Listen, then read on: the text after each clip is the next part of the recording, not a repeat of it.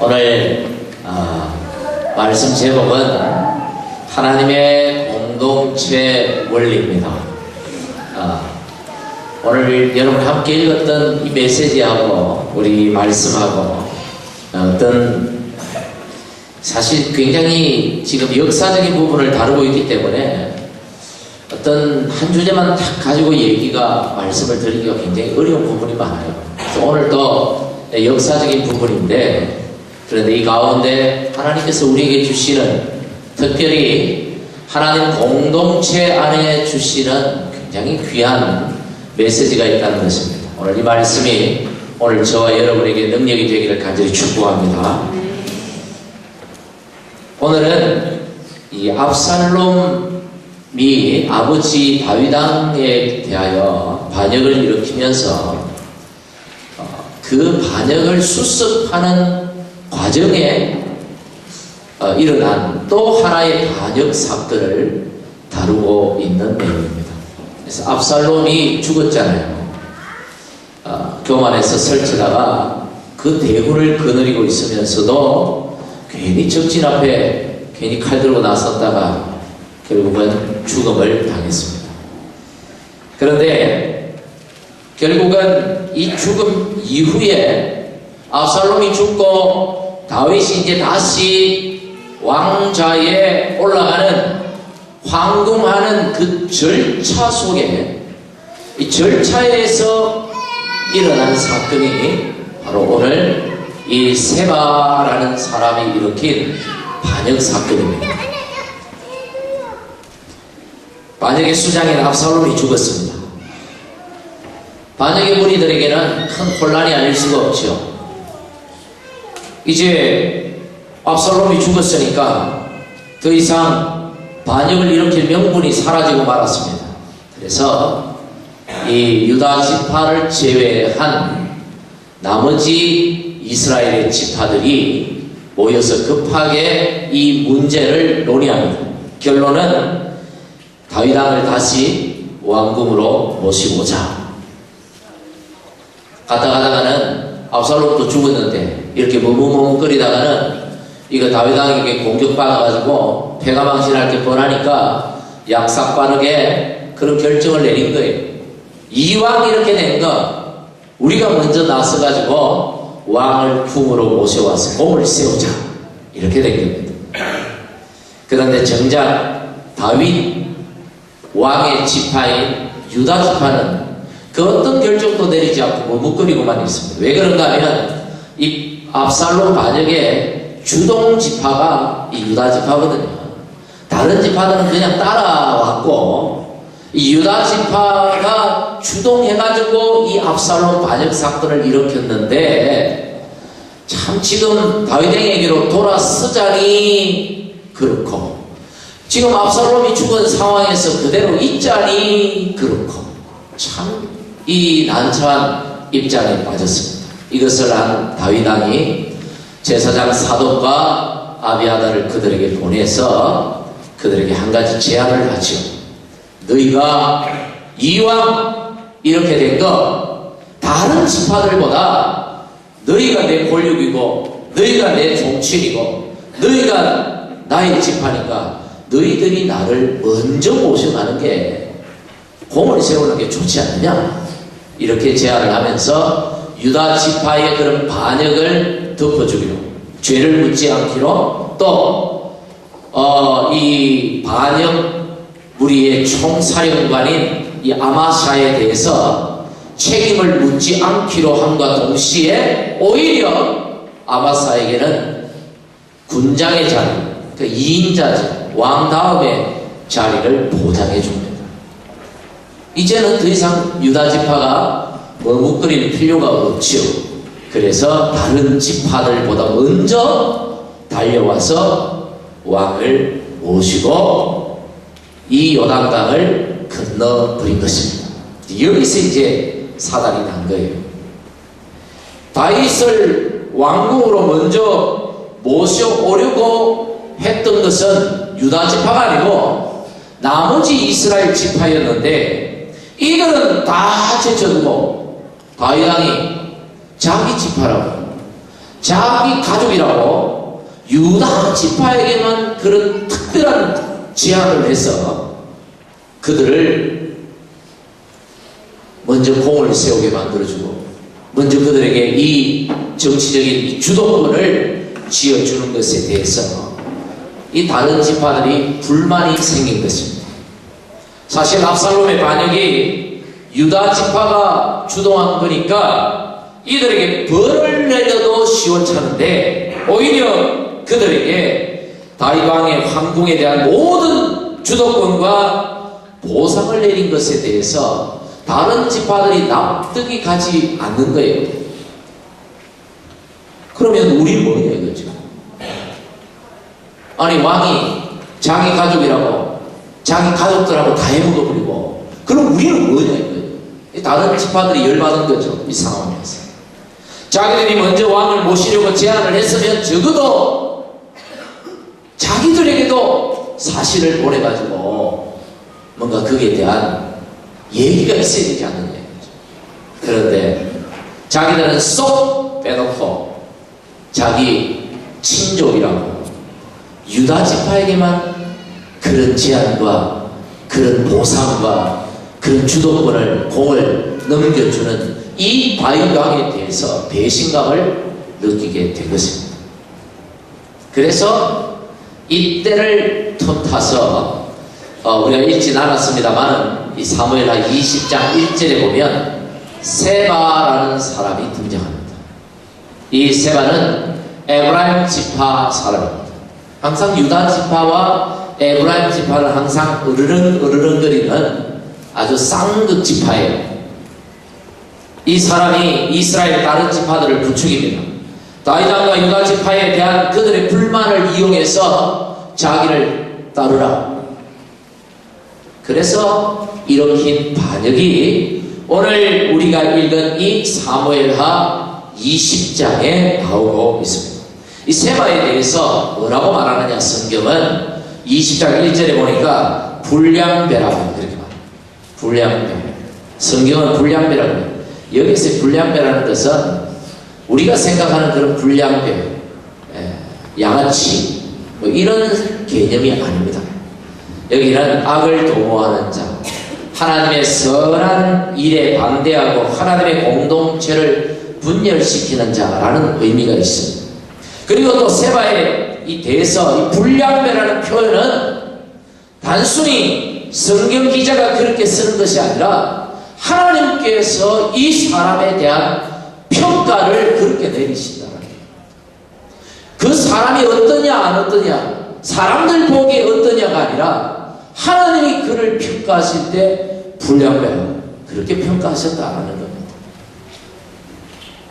그리고 이 세바는 이 자기들이 무시당하는 자기들이 소외당한 그것을 아주 철저하게 이용을 하면서 아주 주도면밀하게 이 반역을 일으켜 갑니다. 이 세바 반역 사건은 일종의 이 12지파들 이스라엘의 12지파들 간에 이 주도권 싸움에서 일어난 거예요. 이스라엘의 역사를 보면 이런 종류의 주도권 싸움은 아주 종종 일어났습니다. 여러분 이스라엘 나라를 우리나라하고 좀 달라요. 우리나라는 사실은 뭐 경상도하고 전라도하고 옛날에 좀 으르렁거렸지만 이런 개념하고 다른 사람들이에요. 이스라엘은 한 나라 같지만 사실은 12개의 지파가 모여진 연방이라고 해도 과언이 아니에요. 연방 공동체예요.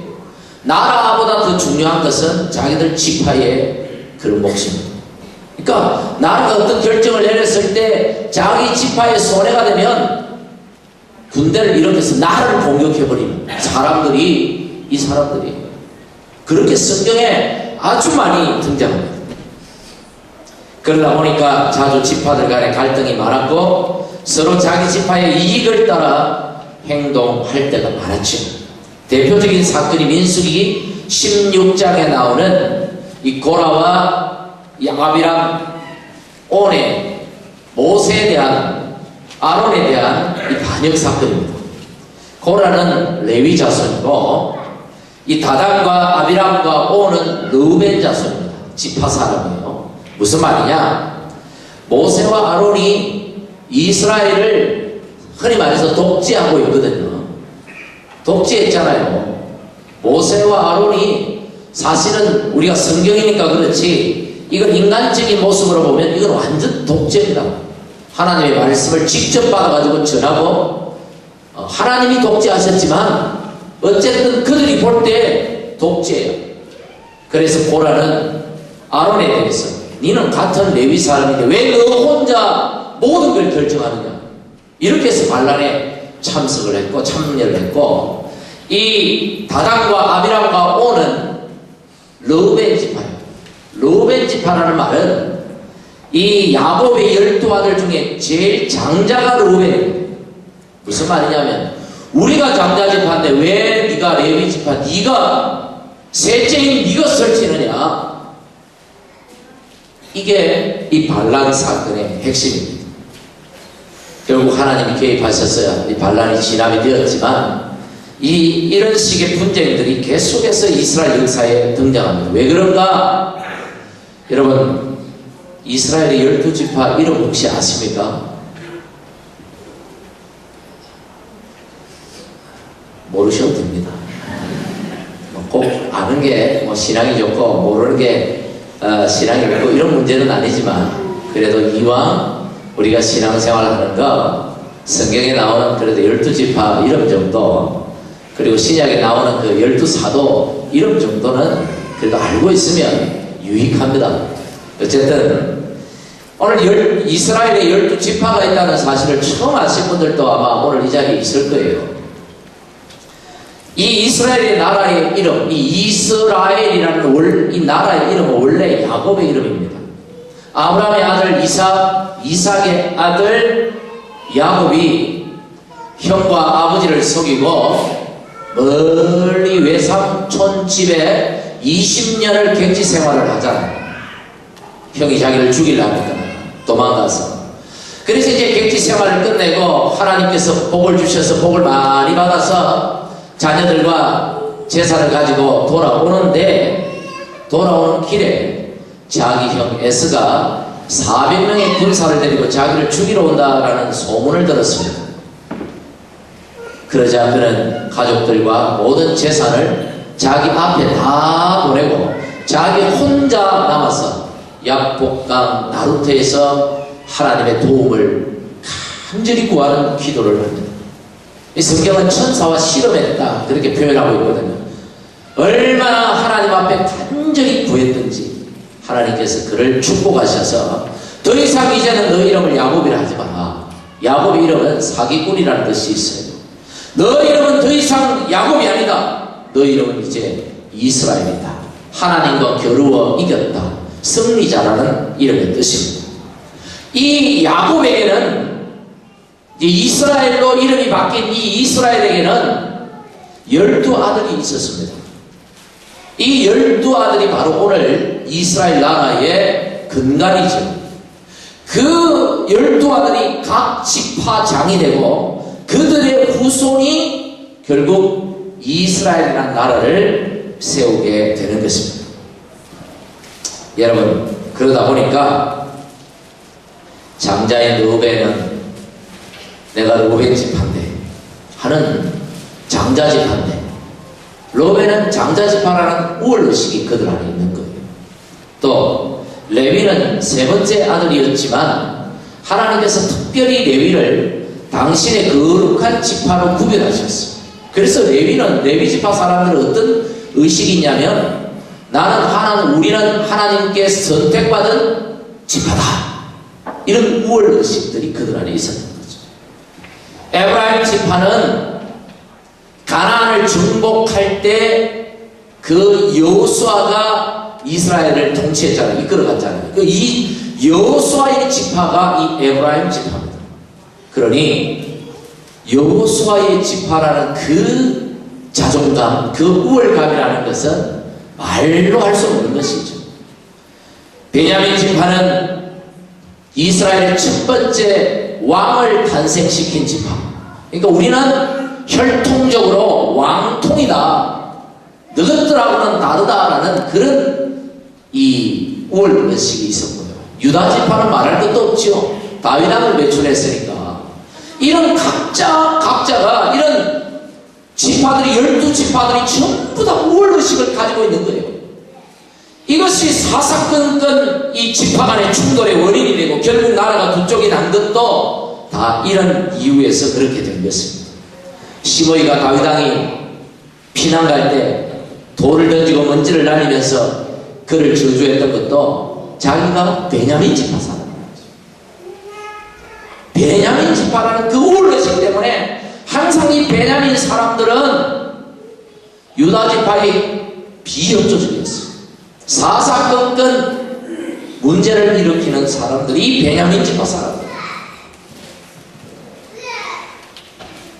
유다 지파가 다른 지파들 먼저 다윗왕의 황궁을 선수 친 것도 우리가 다윗 유다 지파인데 너희들한테 선수를 뺏겨서 되겠나? 왕을 모셔오려면 우리가 해야지 라는 그런 우월의식이 작용한 것이죠. 오늘 세바가 반역을 일으킨 것도 내가 아브라함 지파다, 내가 저 유다 지파만큼 못할 게 뭐냐 하는 그런 우월의식이 작용한 것입니다.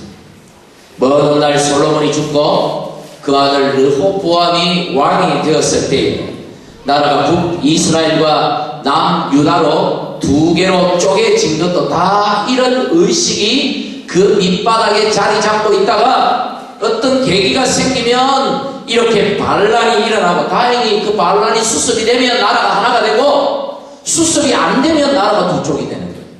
이게 이스라엘의 역사였어요.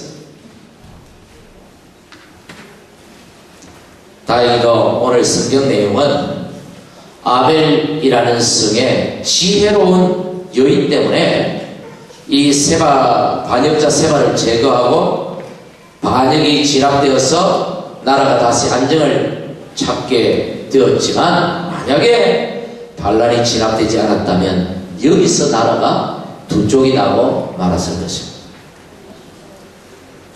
반역이 진압되어 다행이지만 사실 이 다윗왕이나 유다 지파가 조금만 처신을 잘했더라면, 다른 지파들의 그런 감정들을 조금만 생각해 주었더라면, 다윗왕이 자기 팔이 유다 지파 쪽으로 굽는다 하더라도 그래도 다른 지파들의 입장을 조금만 헤아려 줬더라면 이런 반역은 일어나지 않았을 겁니다.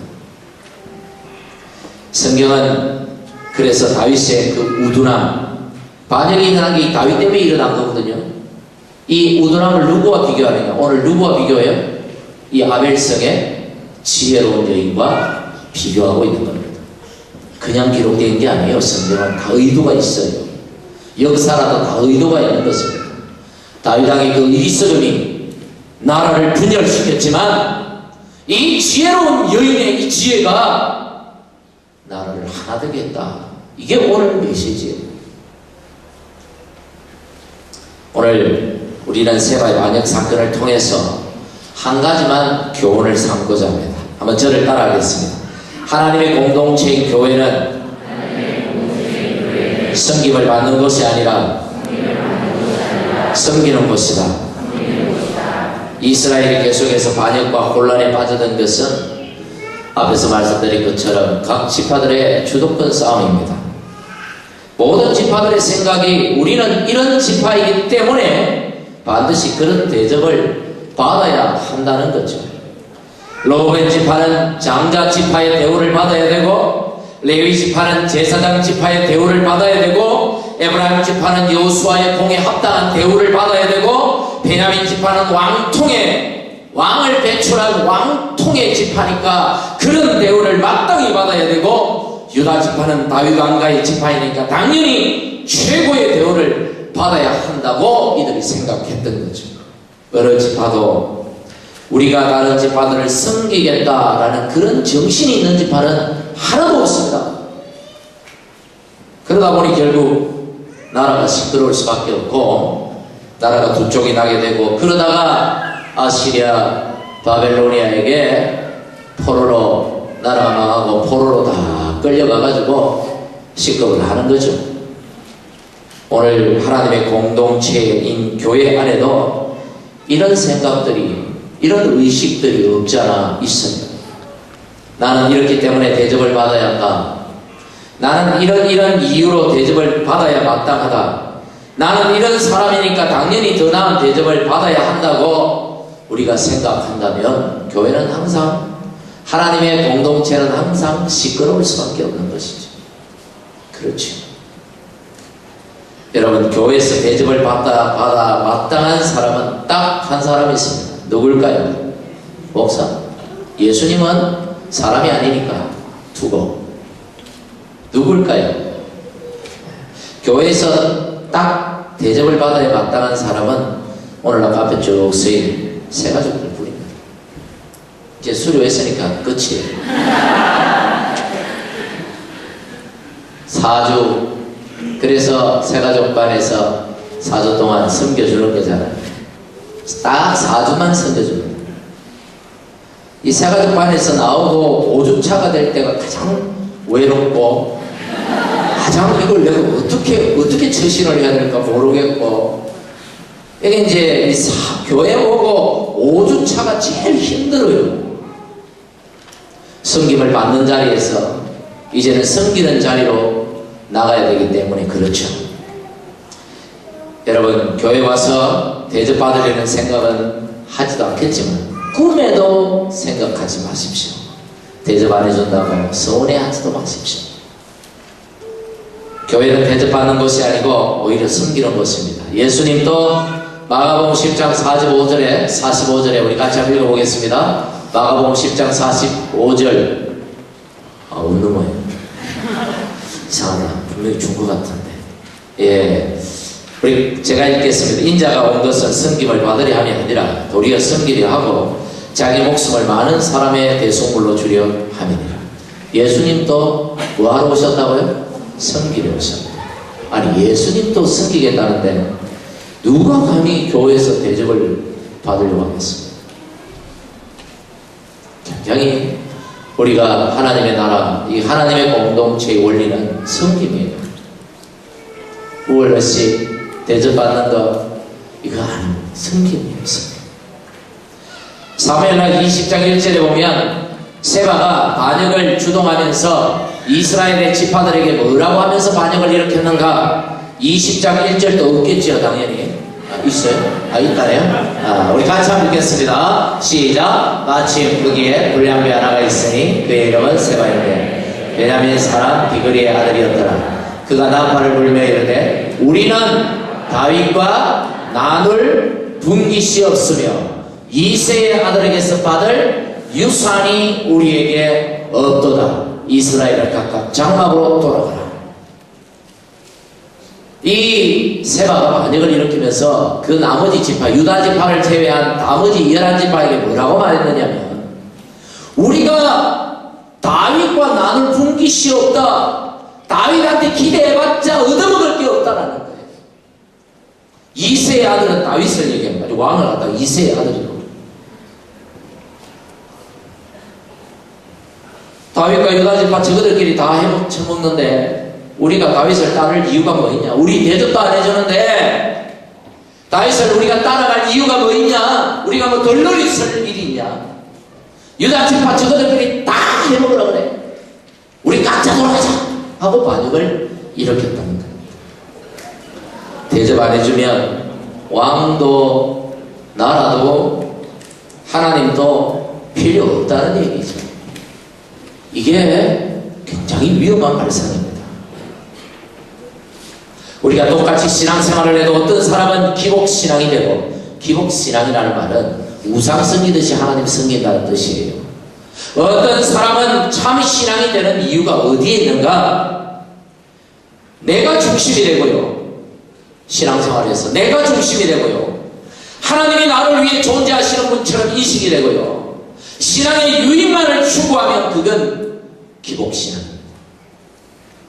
우상 섬기는 것과 별반 다를 바 없다는 겁니다.